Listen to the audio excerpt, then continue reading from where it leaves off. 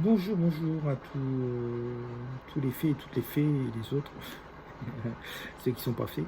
Euh, donc cette vidéo a un objectif, c'est celui d'essayer de clarifier dans la mesure du possible la situation au niveau du Covid-19 à partir d'informations qui ont été confirmées, au moins plusieurs fois, et ce qui permet un petit peu de pouvoir faire le tri, parce qu'on entend tout et son contraire.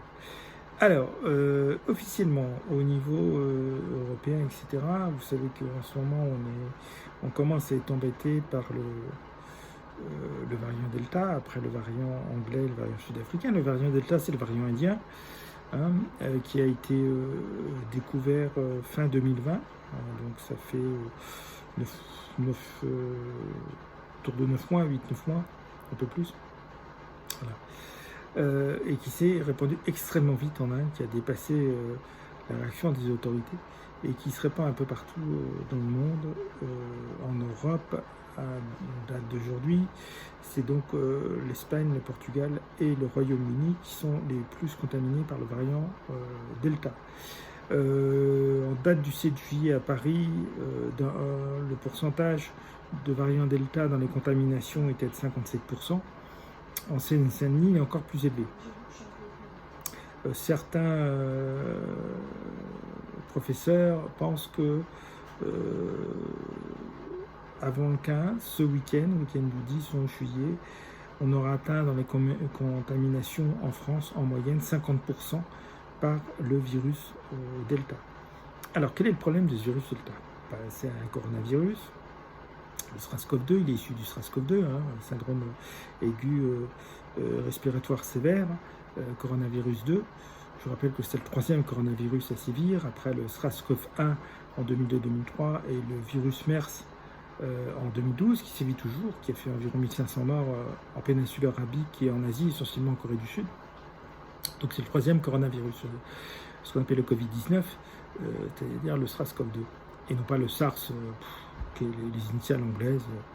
On est en France, autant parler français. Bon, là où il est embêtant, c'est qu'il a un pouvoir de contamination très élevé, 60% plus fort. Il y en a qui disent jusqu'à 3 fois plus que le virus de base. Voilà, donc c'est embêtant. Alors il mute lui aussi, parce que les virus mutent toujours. Et le variant Delta a muté, on l'a appelé en variant Delta+, c'est-à-dire, c'est la particularité. Alors, il se communique toujours aussi rapidement, mais en plus, il produit une protéine qui facilite son entrée dans les cellules humaines et son accrochage aux cellules humaines. Voilà, c'est un petit peu embêtant, donc il est plus court. Il semble cependant que les vaccins restent efficaces pour ce variant. Cependant, les personnes à risque, les personnes âgées, les personnes à risque en surpoids, diabétiques, problèmes de cœur, etc., problèmes respiratoires, on parle depuis quelques jours, apparemment c'est officialisé ou ça va l'être, d'une 3e injection pour renforcer la protection, la défense. Alors, en sachant que tous les vaccins, le but du vaccin, on va clarifier, tel qu'il a été fait, c'est de protéger d'une forme grave du virus, mais il n'empêche pas de l'attraper. Donc, mais on ne le sent pas, ça risque d'être asymptomatique parce que nos anticorps, le virus, ils le chopent, ils le détruisent. Et le temps qu'on l'a attrapé, le temps que nos anticorps détruisent tous les virus du Covid, on est contaminant. Donc, ce qui veut dire que même si on est vacciné, pour aller dans certains pays ou pour aller travailler, ou pour, etc., dans certains endroits, il faut quand même un test négatif. Ce n'est pas parce que vous êtes vacciné que vous ne pouvez pas l'attraper. Normalement, simplement vous l'attrapez, mais il ne se développe pas. Il est bouffé par les anticorps. Voilà, a priori, c'est ça. Donc c'est assez compliqué. Alors je ne sais pas si c'est pour tous les vaccins comme ça ou juste les vaccins ARN. Je vous rappelle que l'ARN, c'est l'acide ribonucléique, l'ADN c'est l'acide désoxyribonucléique et l'ARN l'acide ribonucléique. Pour simplifié à l'extrême, l'ADN est une grappe de raisin et l'ARN est un grain de raisin. Voilà. L'ARN est un composant de l'ADN. Donc les vaccins à ARN modifient, si vous voulez, la structure génétique, a priori, du virus. Alors, il y en a qui disent que c'est pas sans risque, qu'ils peuvent modifier aussi notre structure génétique. Je ne suis pas convaincu. Voilà. Alors que les vaccins classiques, c'est une enveloppe vide, mais on apprend aux anticorps à reconnaître l'enveloppe. Et donc, ils se mettent à produire des anticorps particuliers pour cette enveloppe qui correspond à l'enveloppe du virus. Voilà, c'est les deux choses complètement différentes, deux types de vaccins. C'est la première fois, a priori, qu'on fait un vaccin ARN, même si ça fait bien une quinzaine d'années qu'on travaille sur cette technique-là pour d'autres choses, pour d'autres maladies, etc. Voilà. Ça fait partie de la génétique. Hein. Voilà. Donc au niveau du variant Delta, voilà le problème. Donc les pays, au départ l'Inde a été complètement dépassée par le pouvoir de contamination du variant indien Delta. Et puis il s'est répandu un peu partout. Et actuellement en Europe, où on a un grand arrivage de SARS-CoV-2 variant Delta, les pays les plus touchés sont le Royaume-Uni, en particulier l'Angleterre, l'Espagne et le Portugal. Mais en fait, tous les pays sont en train d'être touchés, puisque, comme je vous l'ai dit, d'après certains professeurs, ils pensaient il y a quelques jours qu'on atteindrait les 50% des contaminations par le variant Delta entre le 15 et le 31 juillet, à partir du 15. Et là, ils sont pas mal à dire que ça sera atteint en moyenne sur la France ce week-end. C'est déjà dépassé à Paris, je vous dis. Le 7 juillet, on en était à 57%, et en Seine-Saint-Denis, c'est fortement dépassé aussi. Voilà. Donc, qui dit pouvoir de contamination plus élevé, dit proportionnellement développement grave plus nombreux, et à terme, décès plus nombreux. Voilà. Même si le virus en lui-même n'est pas virulent, étant donné qu'il contamine plus de gens, c'est mathématique, on va retrouver plus de gens hospitalisés et plus de gens pour lesquels ça se termine même. Donc encore une fois, les vaccins n'empêchent pas d'être contaminés, mais l'objectif des vaccins, c'est de faire en sorte, a priori, parce que j'ai compris, de faire en sorte qu'il y ait le moins possible de formes graves, qu'il n'y ait que des formes bénignes. Donc on est contaminé le temps que nos anticorps dévorent le coronavirus qui nous a contaminés. Je pense que c'est un petit peu comme ça aussi pour quasiment tous les vaccins. Mais la particularité, c'est qu'on est contaminant pendant ce temps-là. Donc encore une fois, ce n'est pas parce que vous êtes vacciné qu'on ne va pas vous demander un test négatif pour vous permettre d'aller dans tel pays, faire tel voyage, etc., vu que ça n'a rien à voir. C'est-à-dire, le fait que vous soyez vacciné n'empêche pas d'attraper le coronavirus. Mais il y a des chances que ce soit asymptomatique, que le virus soit becté par nos anticorps très rapidement, mais pendant quelques jours au moins, on est contaminant. Donc c'est deux choses différentes, c'est-à-dire que ça met en cause d'ailleurs le passeport vaccinal, puisque c'est très bien, mais en fait comme ça ne garantit pas que vous ne soyez pas contaminant, vous êtes vacciné. Mais ça n'empêche pas que vous n'êtes pas contaminant. Donc ce sont deux choses bien distinctes. Actuellement, les vaccins ne dispensent pas du test pour savoir si on est positif ou négatif. Voilà. Et pour le meilleur, là, le AstraZeneca ou le Pfizer, c'est 95% d'efficacité, c'est-à-dire non pas qu'on n'ait pas le virus, mais qu'il ne développe pas, qu'il reste dans une forme banale, qui soit becté par les anticorps très vite, et qui ne développe pas de forme grave. Voilà. Pour les autres, c'est un peu différent. Donc, encore une fois, c'est pour ça que face au pouvoir de contamination et au fait que les vaccins n'empêchent pas d'être contaminés, et au développement du Delta+, pour les personnes à risque, encore une fois, une troisième vaccination est de plus en plus envisagée. Voilà. Voilà où on en est. Alors je rappelle à titre de comparaison, puisque ça fait un siècle qu'on n'avait pas eu de pandémie, hein, donc fallait s'attendre d'en avoir une, provoquée ou non, mais même naturellement, bah, c'était le moment, quoi. Si on regarde au cours de l'histoire, il y en a toujours eu au moins une par siècle. Donc il faut savoir, si on compare avec la dernière, la grippe espagnole, qui est celle qu'on connaît le mieux, puisqu'on a des chiffres et tout.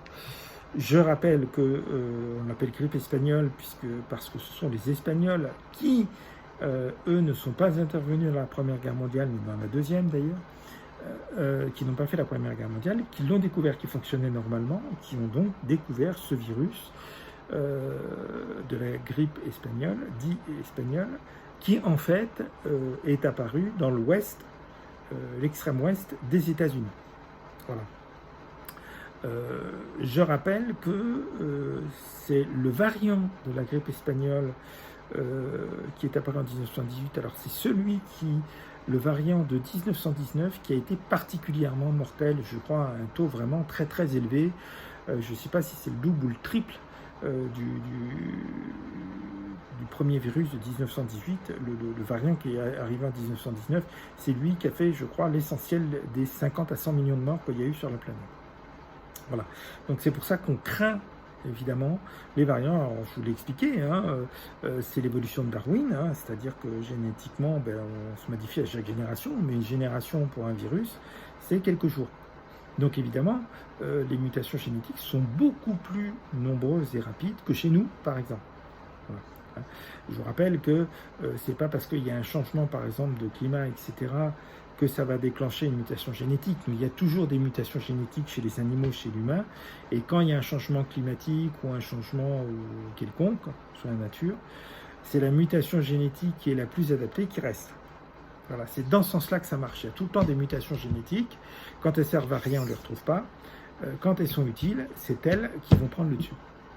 Voilà. Mais ce n'est pas parce qu'il y a un changement quelconque que ça déclenche une mutation génétique. L'évolution de Darwin, c'est dans ce sens-là. Il y a des mutations génétiques tout le temps, et il ne reste que celles qui sont les plus adaptées. Voilà. Donc si nous, c'est à l'échelle, voilà, à chaque génération, une génération c'est 30 ans, on va dire maintenant. Les virus, c'est quelques jours, hein. Donc évidemment, c'est un peu plus en mesure. Donc voilà un petit peu pour les infos que j'essaie de clarifier. Mes sources, je les ai pris essentiellement sur France Info. Pourquoi France Info ? Parce que je trouve que, même s'ils ne sont pas parfaits, il y a une honnêteté que les autres, je n'ai pas constaté dans la plupart des autres chaînes d'infos. Je ne regarde pas tout le temps. Voilà. Je pense par exemple à la pédophilie. Il y a 3 ans, il n'y a que sur France Info que j'ai entendu par exemple un procureur s'exprimer et dire ben voilà, il y a encore 20 ans, 20-30 ans, quand il y avait des faits de pédophilie dans la famille, on classait l'affaire et puis c'est tout. Que ce soit au niveau de la justice, des gendarmes ou des autorités politiques. Et ça fonctionnait comme ça. Il n'y a que sur France Info que j'ai entendu parfois des vérités comme ça, et absolument pas sur YouTube. C'est pour ça que je me base avant tout sur France Info. Je ne dis pas que les autres sont nuls. Hein. J'aime beaucoup sur BFM la rubrique de Dominique Larrey.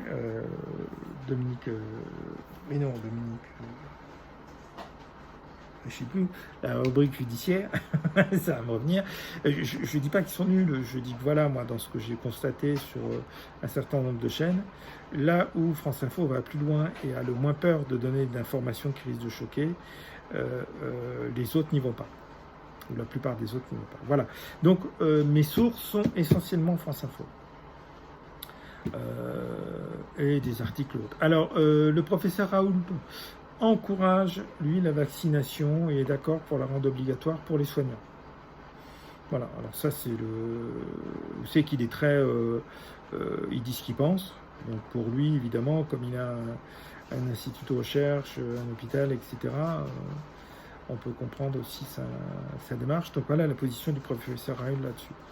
Autre chose, on n'a pas parlé quasiment pendant 1 an du Sénégal, et là depuis quelques semaines on commence à mettre en avant le Sénégal et à dire qu'ils ont vraiment bien assuré au niveau du coronavirus. Je crois qu'ils n'ont qu'une vague, hein, deux, pas plus. Ben oui, puisqu'ils ont eu que quelques milliers de morts, hein, je ne sais même pas si j'ai atteint les 2000, un taux de guérison extrêmement élevé, une technique, une réaction face au coronavirus qui est exemplaire. Alors pourquoi ça? Puisqu'ils n'ont pas les moyens que l'Europe a, par exemple. Ben simplement parce que ils ont dû affronter le virus Ebola et des tas d'autres. Et donc, ils ont développé, vous savez qu'en plus, il y a un réseau d'Institut Pasteur, et il y a un Institut Pasteur à Dakar, il y en a aussi à Abidjan, il y en a un peu partout, hein, il y a Région mondiale, l'Institut Pasteur, mais il y en a à Dakar. Les instituts Pasteur africains, d'ailleurs, ont eu l'occasion de trouver quelques vaccins très intéressants face à d'autres maladies ces dernières années, notamment le paludisme. Et donc, ils ont développé par rapport au virus Ebola et à d'autres, ces dernières années, des techniques d'alerte, de contrôle, etc., que nous, qui n'avons pas été affrontés à ça, n'avons pas mis en place. Voilà, eux, on peut dire que depuis les années 2000-2010, confrontés, n'ayant pas les mêmes moyens que nous au niveau santé, et confrontés à des épidémies extrêmement graves, hein, le virus Ebola est très mortel, ils ont mis en place des systèmes d'alerte, de contrôle, de mise en quarantaine, etc., extrêmement efficaces. Par exemple, pendant les premiers mois, tous ceux qui avaient le virus, qui étaient asymptomatiques, étaient mis dans des hôtels à l'écart. Bon, après, ça a pris des proportions un petit peu importantes, donc ils les ont bloqués chez eux, mais en vérifiant. Ça a été fait très sérieusement, puisqu'ils n'ont eu quasiment pas de développement de la maladie. Moi, je sais que j'ai un membre de ma famille qui est au Sénégal, et je lui ai dit, reste là-bas parce que tu es beaucoup plus sûr face au coronavirus que nous en France. Voilà. De même, le fameux médicament là, que le professeur Raoult recommandait, et qui, enfin bon, pourquoi les pays africains n'ont pas eu de mal à l'employer? Parce que eux, ils le connaissent bien par rapport au paludisme. Donc ils savent les risques, les conséquences et tout, et ils l'ont employé à bon escient, ce qu'on n'a pas su faire. Voilà, donc c'est quand même remarquable de voir qu'un pays qui est extrêmement moins développé que nous a su réagir beaucoup plus efficacement et beaucoup mieux parce qu'ils avaient déjà mis en place des systèmes d'alerte, etc., que nous, on n'avait pas mis, parce que le SRAS-CoV-1, hein, le syndrome aigu respiratoire sévère, le syndrome respiratoire aigu sévère, pardon, coronavirus 1 de 2002-2003, on avait fait attention, mais n'avait pas provoqué une réaction dans les pays occidentaux, comme le virus Ebola et tout dans les pays africains, qui lui avait été extrêmement mortel. Voilà. Donc, il s'est passé que, du coup, ils ont réagi bien plus rapidement que nous. Alors, c'est pareil pour la Corée du Sud. La Corée du Sud a extrêmement bien réagi. Pourquoi? Parce que la Corée du Sud a vécu le deuxième coronavirus en 2012, c'est-à-dire le virus MERS, qui est un sigle anglais, puisqu'il est apparu dans la péninsule arabique, mais il s'est développé un peu en Asie et essentiellement en Corée du Sud. Donc là encore, à partir de 2014, il est arrivé en 2013, je crois, à partir de 2014, la Corée du Sud a mis en place des systèmes d'alerte et tout que nous, on n'avait pas mis. Ce qui explique leur réaction extrêmement rapide et le fait qu'ils ont eu très très peu finalement de cas, de morts proportionnellement au nombre d'habitants par rapport à nous. Alors je passe sous silence la connerie monumentale, ce sont des tueurs de masse, hein. Le président brésilien, et on peut dire même Trump, et le président brésilien, oui, ils en sont toujours à près de 2000 morts par jour, hein, donc on peut dire que ce sont des tueurs de masse sans problème. Puis des tueurs en série, c'est des tueurs de masse. Puisqu'ils ont dépassé les États-Unis, donc les 500 000 morts, ils en sont à près de 600 000, enfin c'est délirant, quoi. Voilà. Donc vous voyez un petit peu où, face à une pandémie, les systèmes de protection, de quarantaine, de mise à l'écart sont très très efficaces, et les systèmes d'alerte. Voilà. Et le Sénégal, comme d'autres pays africains, en sont la preuve. Hein, puisqu'on criait tous dans les pays occidentaux, oui, ça va être une catastrophe en Afrique et tout, et ça a été bien moins pire que en Europe et dans les pays avancé, parce que je vous rappelle qu'en Afrique, ils sont près du milliard d'habitants, donc finalement, ils ont eu globalement beaucoup moins de morts que nous en Europe. Voilà. Alors, il y a eu le variant sud-africain, évidemment, mais bon, c'était assez cantonné à la Sud-Afrique, à l'Afrique du Sud. Je suis désolé d'Afrique du Sud. Donc, voilà. Donc ça, c'était un petit tour général. Donc, continuez à mettre le masque. Hein, à vous laver les mains. D'ailleurs, ça évite d'avoir d'autres virus, vous le savez très bien, parce que le vaccin n'est pas la panacée, ne vous empêche pas d'attraper le coronavirus et d'être contaminant, mais vous empêche à pas loin de 100% de développer une forme grave, ce qui est complètement différent. Voilà. Donc c'était une petite précision à partir d'informations que j'ai prises ces derniers temps pour parler un petit peu du variant du SARS-CoV-2 Delta Plus, là, qui affole tout le monde, et préciser un petit peu les choses. Sur ce, je vous dis à plus, à très très bientôt, bye. Alors je fais un petit complément parce que j'ai oublié de vous parler de la position du gouvernement français et de l'intervention du président de la République dans très peu de temps, dans quelques jours, 2 ou 3 jours, une journée, je ne sais plus quand. C'est-à-dire que le Conseil national de la santé parle vraiment de 4e vague. Le gouvernement l'entend bien. Et si le projet de du président de la République, c'est d'annoncer dans sa prochaine...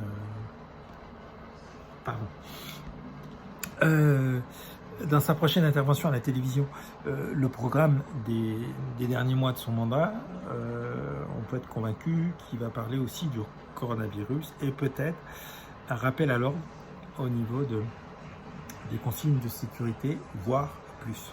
Voilà, puisqu'ils sont pas mal à parler de 4e vague, etc., qui se développerait très rapidement, certainement pour... Il y en a qui parlent de fin août au plus tard, peut-être avant. Voilà, c'était le petit complément que je voulais vous donner. Mais sur ce, je vous dis à plus.